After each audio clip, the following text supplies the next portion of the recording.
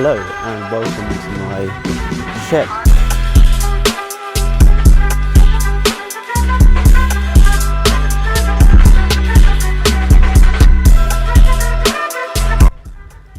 The summer house that I filmed a portion of the video in. So let me show you how I did it.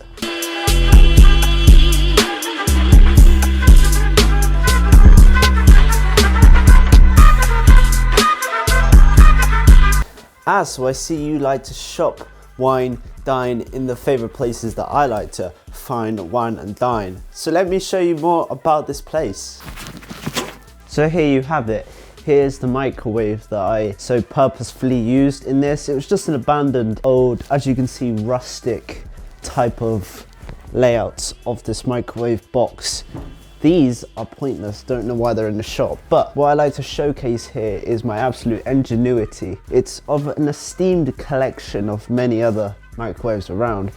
All I used it for was, I have a tripod, you're on a tripod right now, and I placed that tripod on here. The three little prongs, because it's a cheap tripod, and I just simply placed it. You can see the little marks that I used it, and I will show you what type of shot I got from it. So here is the look of this place. I've zoomed out. I'm using like a fisheye, not fisheye, but like a wider lens. So I'm working with what I've got basically. So this is a man cave. My dad made it. Even this bespoke, beautiful a piece of time that he made, and it's just a nice little bar. That's what it's made for. And this is the prop that I used. It's still unopened because I'm very resourceful like that. I like to recycle my props, even though I only used it that one time. So here's to even prove that it's a little man cave, because my mother, being the mother she is, good wife, provided my dad, her husband, with this amazing signature, just to prove that where I am is authentic. Yeah, let's have a little bit more of a look around, shall we? Like the type of shots that I got. I'm loving this. Yeah, here we have, still using the microwave, using it for this shot. Right there is where I had placed my tripod, and it simply had got I'll give examples on screen now, what type of shot it provided. So it just took a shot from down there to there. Well, I moved some of the drinks and such, so I could put the tripod there, so it could get the nearest to my face shot that I could possible without it being kind of awkward. So yeah, that's that. And here, just using freehand, this is me just moving with the tripod. This is what it looks like. It's still a work in progress. Don't be mistaken, this is genuinely still a work in progress. See, there's even holes where spiders and snails can make home. But there you go, people. This is what I worked with for my first shot. Hope you enjoyed this scene. Okay, hello. I'm using my camera mic, so it's not going to be as good as possible, but kind of a stupid thing to do. But I kind of probably walked a good half a mile up that hill. Maybe it's not, maybe it's like 200 meters away, but you know, just up to the top there and just around the corner, that is where I filmed the intro. So yeah, sorry I'm using the mic and everything, but yeah, this is where I entered. I didn't take my car up there because I'm good with my car, I suppose. I'm surrounded by farmland, so there's no people around. Yeah, that's pretty much all I wanted to show you, so let's go to the next spot. Okay, so now I'm going to talk about, I'm here at one of the scenes that I filmed. It's just a few seconds long, and right now I'm just going to make a jump real quick into what I did for color correction. Just simply talk about that involved, go over just the very basics of what I did. I didn't do too much. I just made the lower colors just more brighter, or something more vibrant like that, and I just really brought out the green, just stuff like that. So yeah, I'm gonna go into it in somewhat further detail.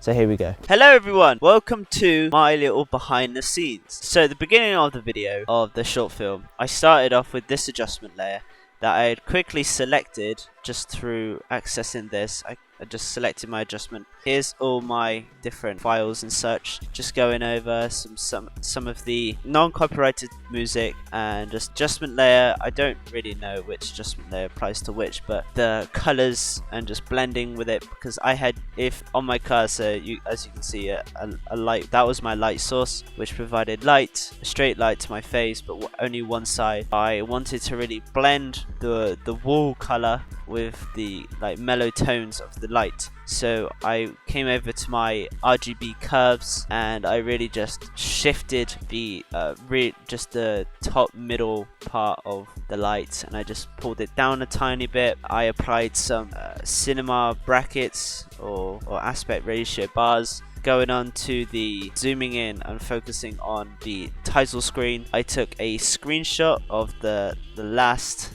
image or last frame, and I just clicked this button, copied it in, and I really just used my motion graphics. Some of the graphics that I used I'll show you now. Some of these, which were pretty cool, I really do like them. Intertwined it with this. It's just a film by me, Frederickson, the question for peace. It's a question in itself. I don't know why I called it that, but that's what I called it. And it blended really nicely with the music. For the adjustments on this scene where I was on a field, I will show you now what I did to it. So I wanted to, because I didn't have any real light that I could use, and I was facing some really hidden away from the sunlight portion of the woods. So I had to I had to kind of wash it a little bit with my coat and bring out the green, so it's at least something that's kind of eye candy or something. Just something that for the viewers could actually see, because I didn't really think about it properly with the lighting. There you go, that's what I did with the lighting.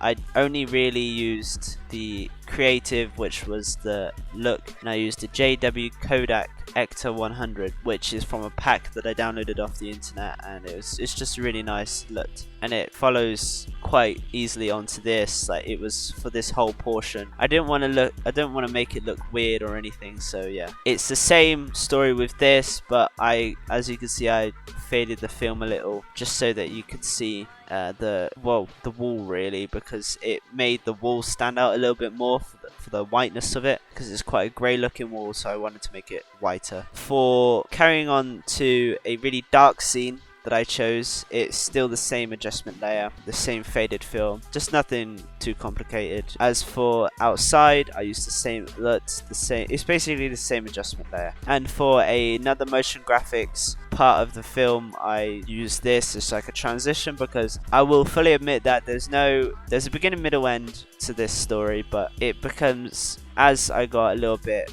rushed for time, I just had to piece what I could. So this was just a transition into a radio shot, just a slow zoom into a radio device, a radio. So yeah, so I think that concludes this little look into my and here's some B-roll that I didn't get to use. So I guess I used one part of the B-roll, which was this. I hope you enjoyed this little segment. Let's just carry on with my behind the scenes video. Hope you enjoy.